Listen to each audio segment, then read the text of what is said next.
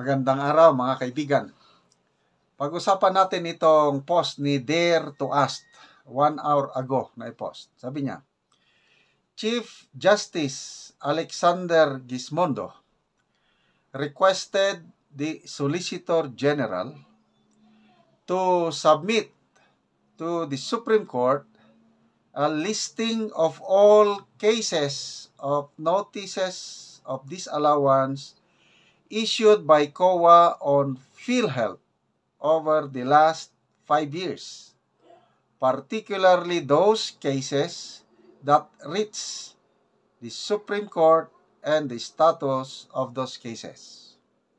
Isang patunay po na ang COA's issuance of notice of disallowances ay umaabot pa sa Supreme Court. It doesn't end with COA. Ito, matindi ito. As per 2023, as per COA 2023 COA report, ang PhilHealth ay may, take note, 7.581 billion na notice of disallowances. Laki, no? Billion, 7 billion.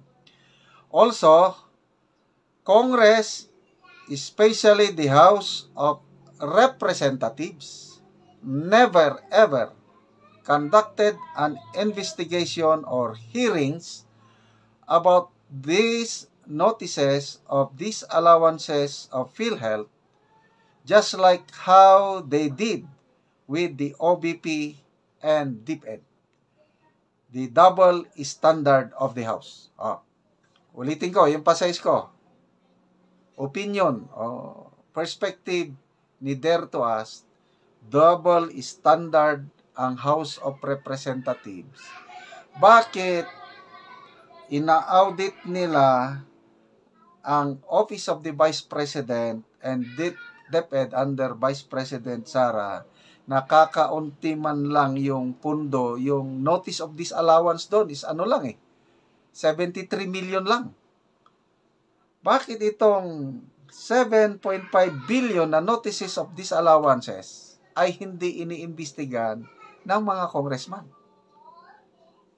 Di ba double standard of justice? Yun ang tanong ni double standard ng House. Yun ang tanong ni Dare to Ask. Okay, pakinggan natin itong si Supreme Court Chief Justice Gismondo. Siya na ang nagpapasubmit 5 years na notices of disallowances. Nako, delikado sila.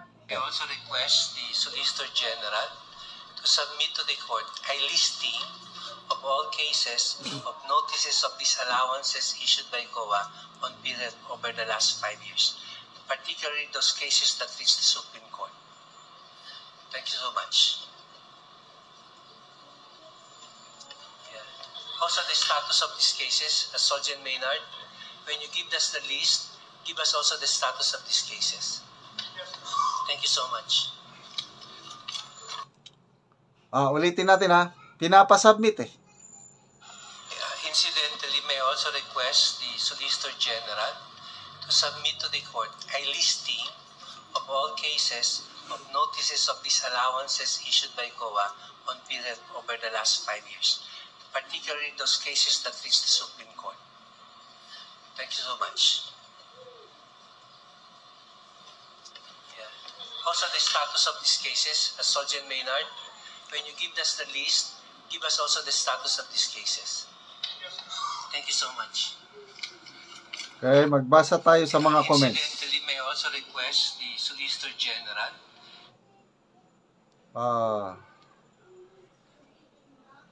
Sana yung comments.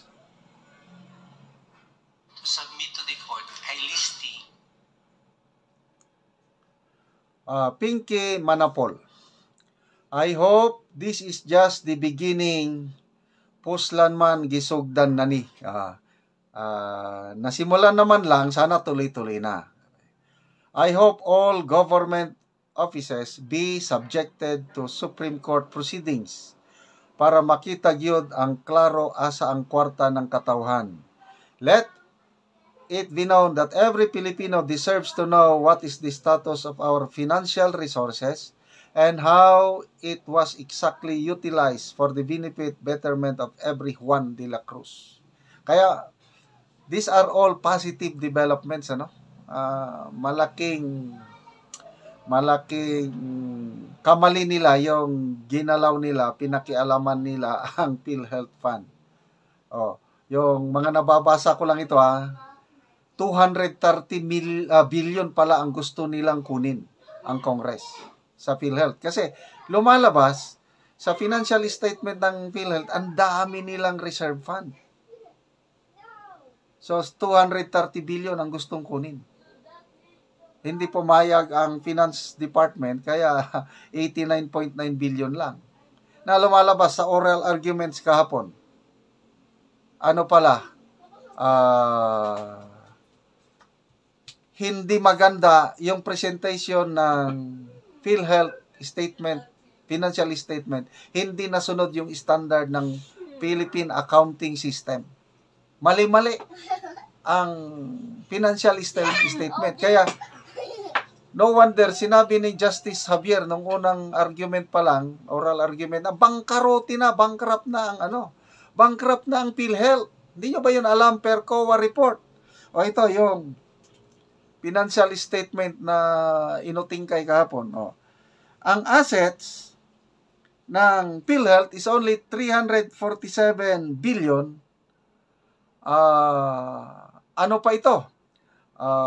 Ano ba to? Overstated, napasobrahan ang assets, 347 billion, overstated. Ang liabilities, ang laki, 1.16 trillion liabilities. Misstated,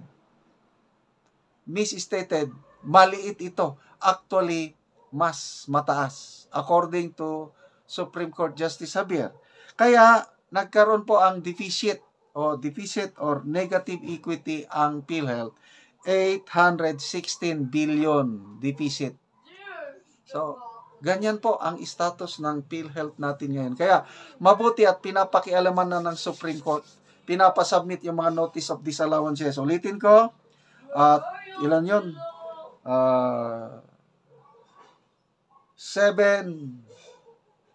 sandali na. Per COA report, 5.81 billion ang notices of disallowance ang PhilHealth. Bakit hindi nyo imbestigahan? Ang laki. Ang 73 million lang ng OBP iniimbestigahan ninyo. Diba? Double standard. Okay, mga kaibigan, salamat sa inyong panonood palagi sa ating channel. At nagkakaroon tayo ng income dahil sa inyo. Tinutulong natin ito sa kawawang talaandig na tribo sa Bukidnon.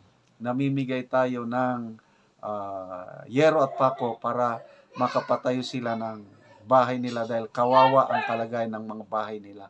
Kitang-kita ko kung gaano kadesperado, butas-butas ang kanilang mga bubong. Panoorin nyo ang video na ito. Sana ipagpatuloy nyo ang panonood, lalo na ang hindi pag-skip.